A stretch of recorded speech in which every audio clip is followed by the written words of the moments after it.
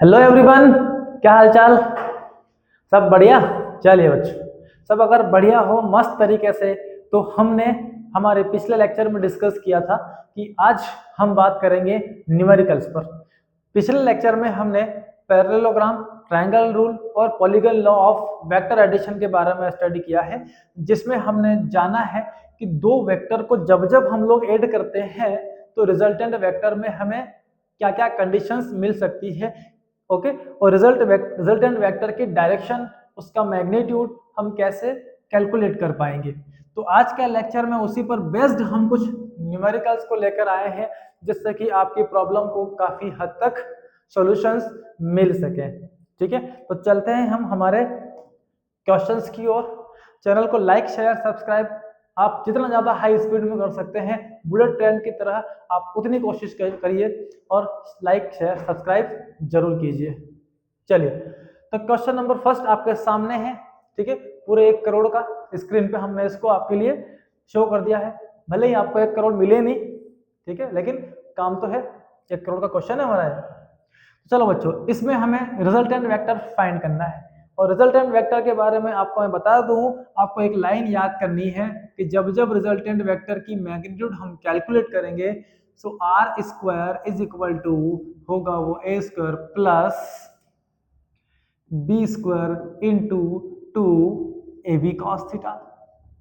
ठीक है, here theta angle between vector A and vector B.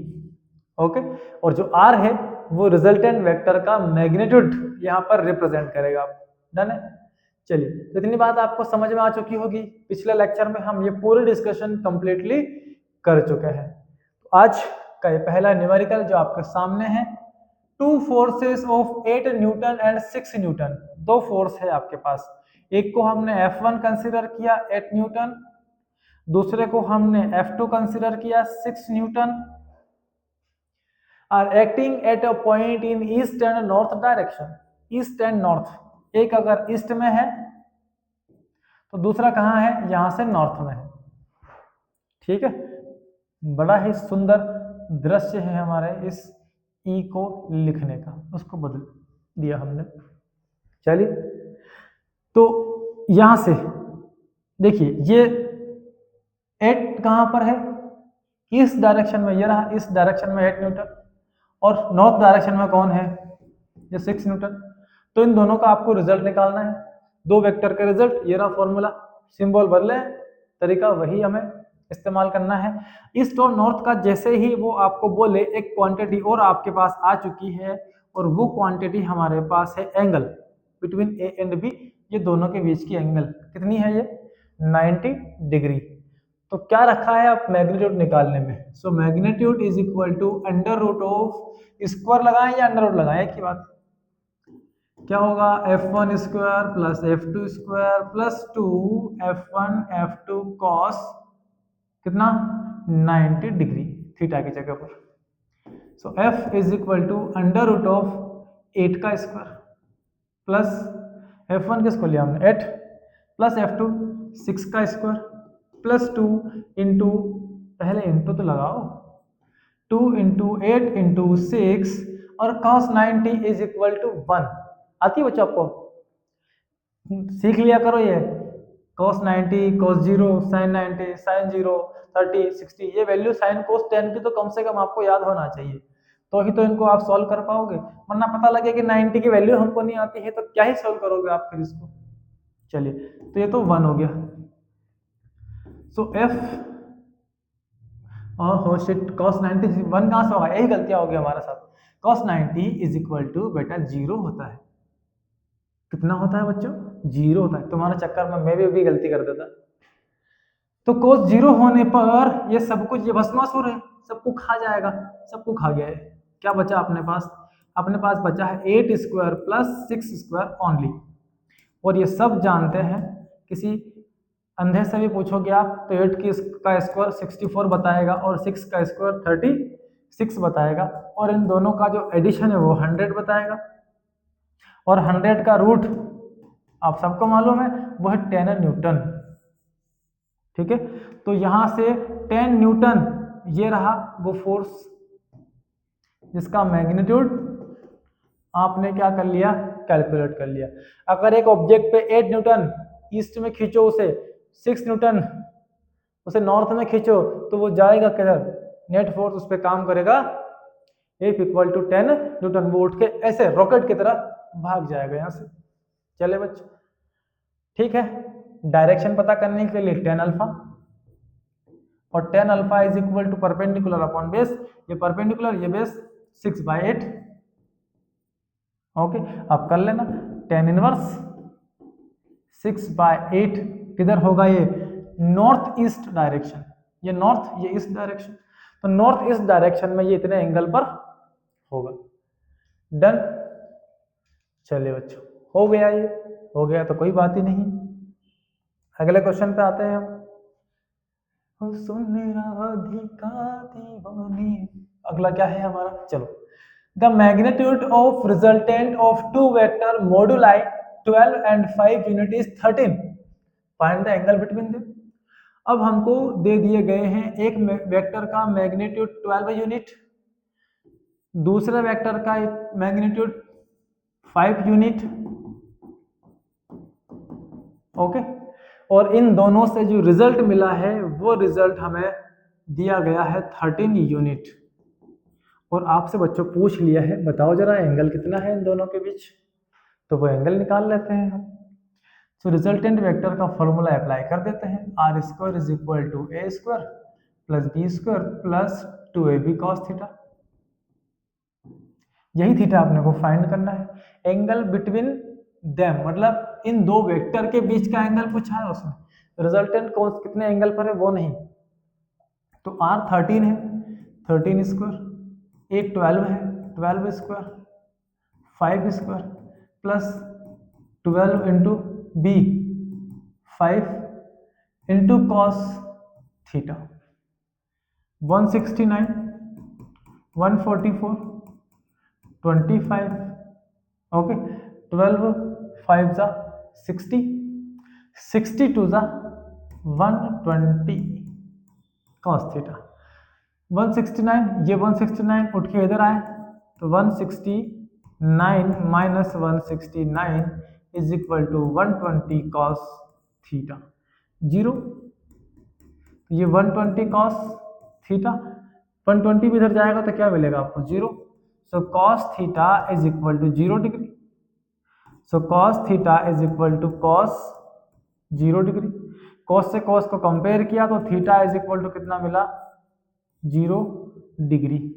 दोनों एंगल के बीच का, दोनों वेक्टर के बीच का एंगल कितना मिला, ओह सॉरी, क्यों इतना उलझते हो साहब, cos 0 में 0 कहाँ से आ जाएगा, पता नहीं कौन से फ्लो में चल रहे हो आज। cos 0 की वैल्यू तब पॉसिबल है जब थीटा इक्वल टू 90 डिग्री हो। cos से cos को हटाओ तो theta is equal to 90 degree, ये मिलेगा साहब हमें, क्योंकि 0 cos में कितना डिग्री पर आता है, वो 90 डिग्री में, ये 0 डिग्री नहीं है, इसी से गलती हुई हमसे, ये 0 वैल्यू है, ठीक है, एंगल की। तो cos 90 की वैल्यू 0, तो 0 को हम लिख सकते हैं cos 90, cos से cos कंपेयर किया, theta is equal to 90 degree. Done, okay. Next, two vectors of same magnitude are acting at an angle of 120 degree।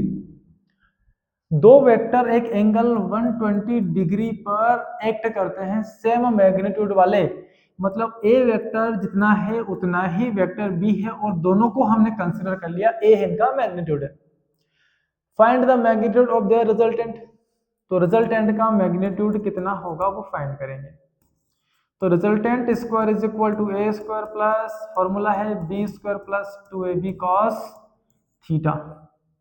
Are find करना है, ए हमारे पास ए ही है, बी हमारे पास ए है, बी को भी हमने बोला वो भी कितना है ए के इक्वल, ये भी A square plus 2a into cos 120 degree. तो ये हो गया 2a स्क्वायर प्लस ये है 2a स्क्वायर, cos 120 को हम कन्वर्ट कर सकते हैं cos 90 प्लस 30 में, okay. So 2a square plus 2 A square, cos 90 plus 30 equal to sine 30,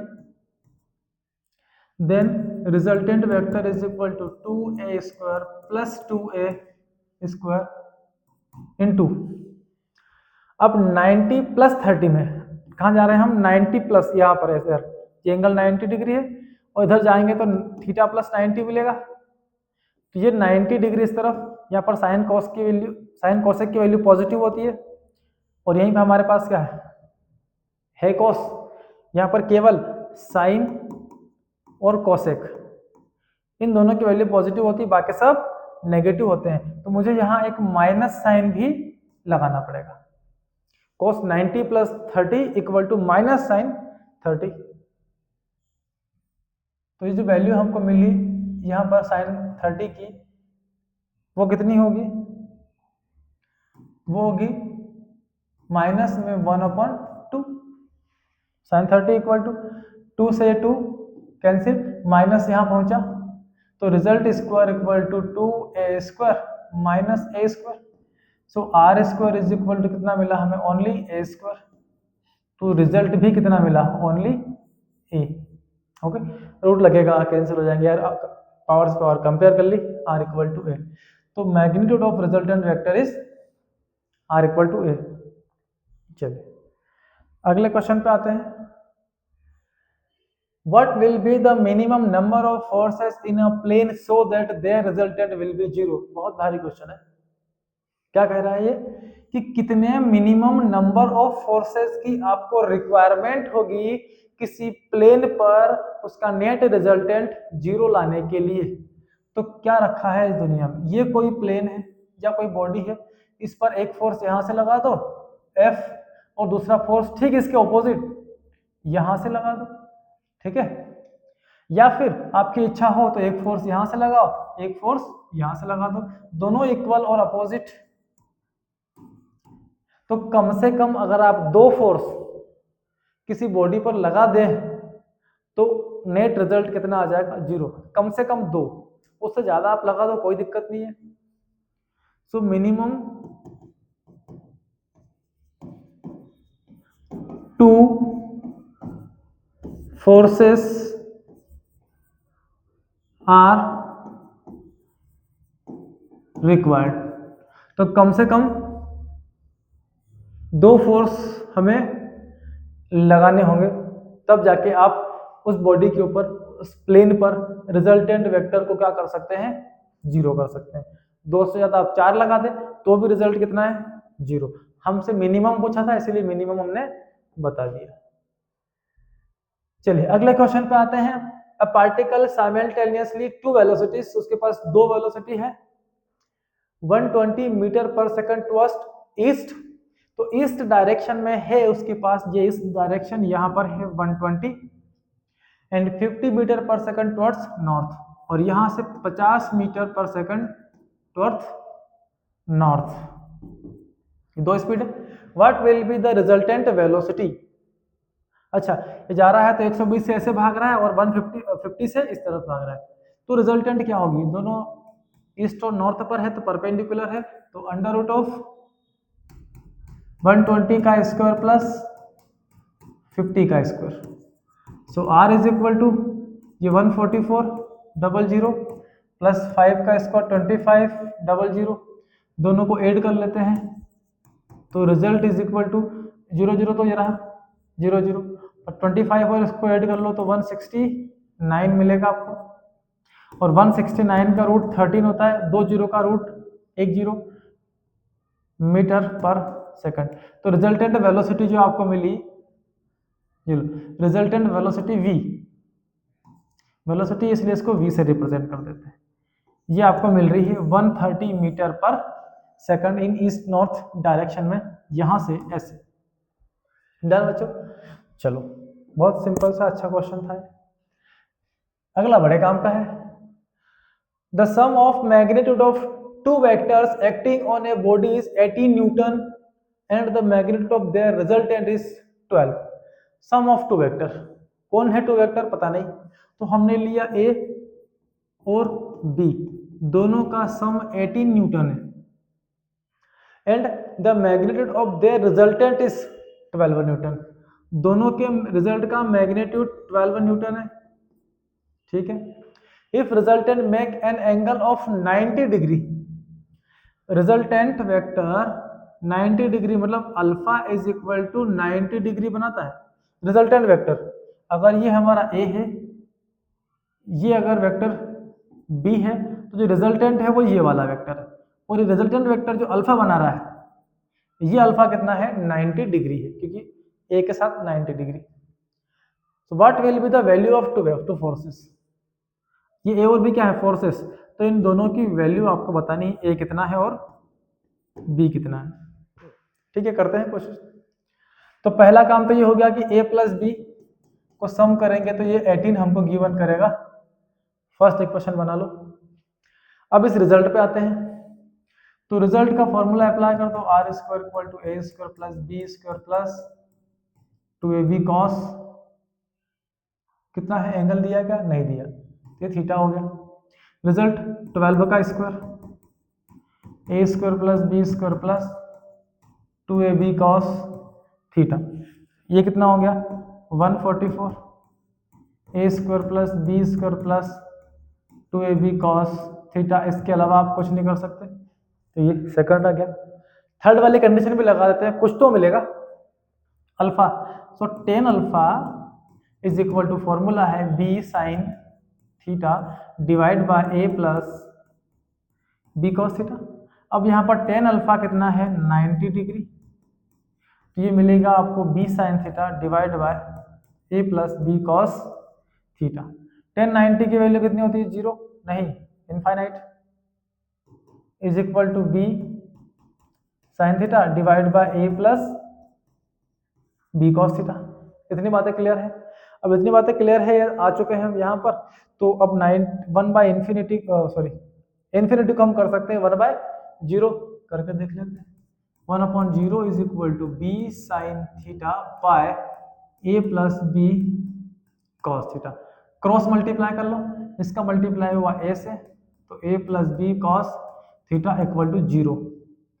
so cos theta equal to A उठ के उधर गया माइनस ए, और बी को भेज दिया डिवाइड में, तो cos theta is equal to minus A by B हमको तीसरे वाले कंडीशन में मिला है। इसके अलावा कुछ भी नहीं मिल रहा है, तो क्या करें, इस वाली वैल्यू को यहाँ पुट करके देखते हैं, कर देते हैं। तो 144 is equal to A square plus B square plus 2ab, इतना हो गया cos theta minus A by B, minus A by B, ये बी से बी कैंसिल हो गया, माइनस प्लस माइनस, तो 144 is equal to A square plus B square plus sorry minus plus minus, और यहां पर कितना मिला है आपको 2a स्क्वायर, ठीक है, ये मिल रहा है अपने को। So 144 is equal to B square minus A square, ये रिजल्ट हमें मिल रहा है। अब इसको एक बार प्लस एक बार माइनस कर लें, 144 बी माइनस ए और बी प्लस ए, ठीक है। ए प्लस बी आपके पास कितना है 18, वो यहाँ पुट कर दो, तो और उसको यहाँ लाएंगे इधर, तो ये 144 equal to B minus A into 18, ठीक है। इस 18 को डिवाइड में कर दो, तो 144 by 18 is equal to B minus A, cancel करो, तो कैंसिल करें हम इसको 2 से कर लेते हैं, ये 9, ये 72 बचा, 9 एट जा, ठीक है, हाँ 9 एट जा 72, ये हो जाएगा। कैंसिल किया आपने इसको 2 से कैंसिल किया 9, 14 को 2 से कैंसिल किया 7, और 4 को तो 272 आया, और इसको 9 से कैंसिल किया तो 8 आ गया। तो एक रिजल्ट अपने को मिला यहाँ से, b माइनस ए जब करेंगे तो रिजल्ट में a मिलेगा, ये मिला हमको इक्वेशन नंबर 2, ओके। और a प्लस बी करेंगे तो रिजल्ट में 18 मिलेगा। तो एक काम करते हैं, एक बार ऐड कर लेते हैं फर्स्ट और सेकंड इक्वेशन बाय 1 + 2, तो इसमें से a प्लस का है a माइनस का है cancel, b plus B equal to 2b,